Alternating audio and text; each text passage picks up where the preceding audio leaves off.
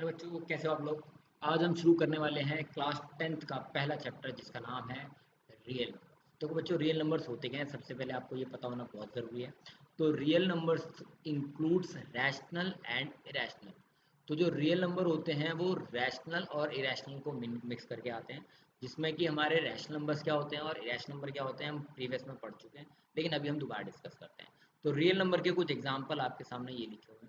ठीक है बच्चों, देखो ध्यान से समझो। जैसे हमारा 2 है, 2 एक रैशनल नंबर है, -3 रैशनल नंबर है, 1/2 रैशनल नंबर है, √2 इरेशनल नंबर है, पाई इरेशनल नंबर है। तो ये जितने भी रैशनल और इरेशनल नंबर होते हैं ये सारे रियल नंबर होते हैं, जितने भी हम नॉर्मली रीड करते हैं। ठीक है, तो रैशनल नंबर वो होते हैं जो p/q की फॉर्म में एक्सप्रेस किए जा सकते हैं, जिसमें कि q यानी डेनोमीटर कभी भी जीरो नहीं होना चाहिए, क्योंकि अगर डेनोमीटर जीरो हो गया तो वो क्या बन जाएगा, नॉट डिफाइंड। और नॉट डिफाइंड नंबर्स को हम डील अभी नहीं करते हैं। फिर आते हैं इरेशनल नंबर, जो p/q की फॉर्म में नहीं लिख सकते, उन्हें इरेशनल नंबर बोलते हैं। तो इस चैप्टर में हम लोगों का मेन फोकस होने वाला क्या है, मतलब हम लोग क्या क्या पढ़ने वाले हैं। सबसे पहले prime factors, HCF LCM, fundamental theorem of arithmetic, terminating and non terminated decimal expansion, को प्राइम नंबर, कंपोजिट नंबर, ये सारा कॉन्सेप्ट हम लोग इस चैप्टर में अब पढ़ने वाले हैं। ठीक है, सिर्फ आज की डेट में हम सिर्फ पहला कॉन्सेप्ट लेते हैं, प्राइम फैक्टराइजेशन। तो बच्चों, प्राइम फैक्टराइजेशन होता क्या है। तो सबसे पहले प्राइम फैक्टराइजेशन का मतलब समझने से पहले आपको प्राइम नंबर पता होना चाहिए। तो प्राइम नंबर्स क्या होते हैं, जिनके 2, 3, 5, 7, 11, 13 एंड सो ऑन बहुत सारे नंबर्स हैं।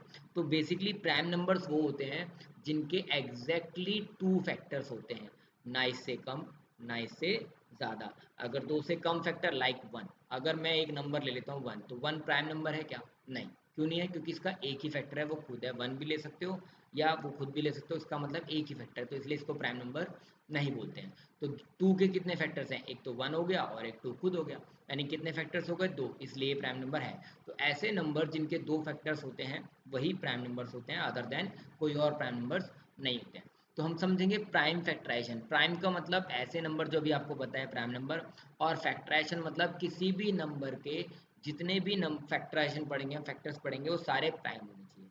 लाइक हम ले लेते हैं 12। तो 12 के फैक्टर्स क्या होंगे, 2 इंटू 2 इंटू 3। तो 2 2 जा 4, 3 जा 12। तो ये 12 के फैक्टर्स क्या हो गए, 2 इंटू 2 इंटू 3।